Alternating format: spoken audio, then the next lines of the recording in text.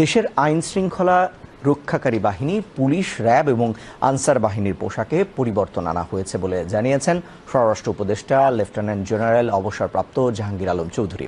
তিনি আজ দুপুরে সচিবালয়ে আইন শৃঙ্খলা সংক্রান্ত উপদেষ্টা পরিষদের বৈঠক শেষে সাংবাদিকদের এই কথা জানান।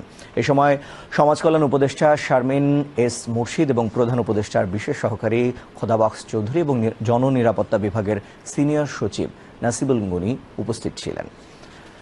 ছাত্র জনতার অভ্যুত্থানে গত বছরের 5 আগস্ট আওয়ামী লীগ সরকারের পতনের পর পুলিশ বাহিনী সংস্কারের পাশাপাশি তাদের পোশাক পরিবর্তনেরও দাবি ওঠে। এরই প্রেক্ষিতে পুলিশ, র্যাব এবং আনসার বাহিনীর পোশাকে পরিবর্তন আনা হয়েছে। বিস্তারিত শেখ আলী রিপোর্টে। জুলাই আগস্টের গণ অভ্যুত্থানে আইন শৃঙ্খলা রক্ষাকারী বাহিনীর গুলিতে প্রাণ হারায় অসংখ্য ছাত্র জনতা। এতে করে ইমেজ সংকটে পড়ে বাহিনীটি। দাবি ওঠে আইন শৃঙ্খলা রক্ষাকারী বাহিনীর সংস্কারের, সেই সাথে পোশাক পরিবর্তনেরও।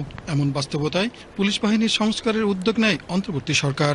সোমবার সচিবালয়ে আইন শৃঙ্খলা সংক্রান্ত উপদেষ্টা কমিটির সভা শেষে প্রেস ব্রিফিংয়ে স্বরাষ্ট্র উপদেষ্টা লেফটেন্যান্ট জেনারেল অবসরপ্রাপ্ত মোহাম্মদ জাহাঙ্গীর আলম চৌধুরী বলেন, সংস্কারের অংশ হিসাবে পুলিশ, র্যাব ও আনসার বাহিনীর পোশাক পরিবর্তন করা হয়েছে। পোশাকের সিদ্ধান্তটা হয়ে গেছে পুলিশের জন্য, র্যাবের জন্য এবং আনসারের জন্য। 3টা সিলেক্ট করা হয়েছে। তিনি বলেন, কেবল পোশাক পরিবর্তন নয়, প্রয়োজন মানসিক পরিবর্তনেরও।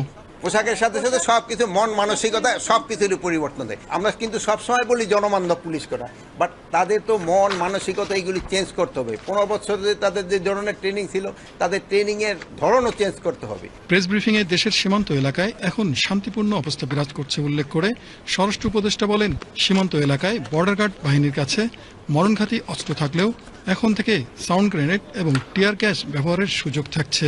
বর্ডারে আমরা সবসময় লেথাল ওয়েপনই দেওয়া ছিল, মরণঘাতী ওয়েপন তো ওদের কাছে আছে, কিন্তু যেইগুলি নাই, যেমন ধরেন টিয়ার গ্যাস নিক্ষেপ করা, যে টিয়ার গ্যাস তো ওদের কাছে নাই, প্লাস আপনার ওদের কাছে তো এই যে সাউন্ড গ্রেনেড নাই। এই সাউন্ড গ্রেনেড এইগুলি পারমিশন দিয়ে দিয়েছি।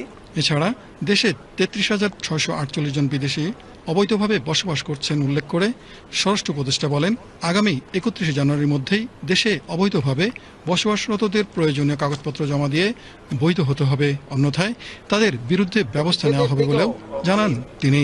একটা পারমিশন নিতে হয় বিদেশিদের কাজ দিতে হলে, যদি তারা ওইটা না নিয়ে থাকে আমরা তাদের বিরুদ্ধে আইনানুগ ব্যবস্থা নিব। Sheikh Ali, BTV news.